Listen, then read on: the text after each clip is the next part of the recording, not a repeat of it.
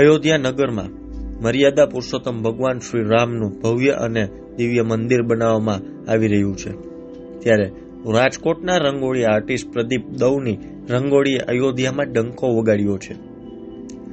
રાજકોટના રંગોળી આર્ટિસ્ટ પ્રદીપ દવે છેલ્લા 4 દિવસથી અયોધ્યામાં છે. રંગોળી આર્ટિસ્ટ પ્રદીપ દવે પાણીની અંદર ભગવાન શ્રી રામ અને અયોધ્યા મંદિરના ચિત્રો બનાવ્યા છે. આ સાથે જ આ રંગોળી આર્ટિસ્ટને આ અદ્ભુત રંગોળી કરવા બદલ અયોધ્યા રત્ન એવોર્ડ પણ આપવામાં આવ્યો છે, જે આપણા માટે ખૂબ જ ગર્વની વાત છે. આ રંગોળી નિહાળવા માટે આવેલા લોકોએ પણ પાણીમાં તરતી રંગોળીના ખૂબ જ વખાણ કર્યા હતા.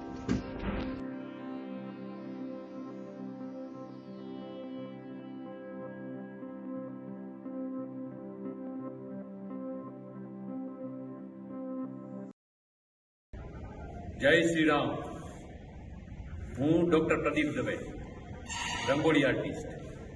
આજે અયોધ્યામાં મેં મારી કલાનું પ્રદર્શન કર્યું. પાણીની અંદર, પાણીની ઉપર, પાણીની વચ્ચે મેજિક રંગોળી મેં સર્જન કરી અને અયોધ્યાવાસીએ મારી આ રંગોળી કલાને ખોબલે મોઢે વખાણ કર્યા અને રાજકોટની રંગોળીએ અહીંયા અયોધ્યામાં ડંકો વગાડી દીધો. આ રીતના અમાને કલારત્ન, અયોધ્યા કલારત્ન એવોર્ડ આપી અમારું સન્માન કરવામાં આવેલ છે.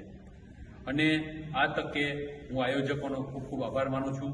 અને મને ભગવાન રામની કૃપાથી અહીંયા અયોધ્યાની જમીન પર મને રંગોળી કરવા મળી, એ માટે હું ભગવાન શ્રી રામના ચરણોમાં મારી આ રંગોળી કલાને ધરું છું અને એમના ભગવાનનો પણ ખૂબ ખૂબ મારા ઉપર આશીર્વાદ રહે એવી પ્રાર્થના સાથે જય શ્રી રામ. ડોક્ટર પ્રદીપ દવે છેલ્લા 45 વર્ષથી રંગોળી કરે છે.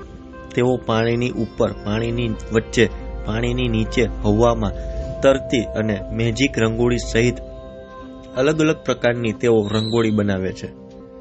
તેમણે શરૂઆતના દિવસોમાં શેરીઓમાં દિવાળી સમયે લોકોને રંગોળી બનાવવા જોઈ ને તેમાંથી પ્રેરણા લઈ રંગોળી બનાવવાની શરૂઆત કરી હતી અને હવે આજે તેઓ અયોધ્યામાં ડંકો વગાડ્યો છે.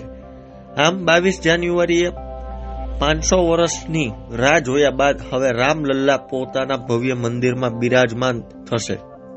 પ્રાણ પ્રતિષ્ઠાનો કાર્યક્રમ 22 જાન્યુઆરીએ થશે.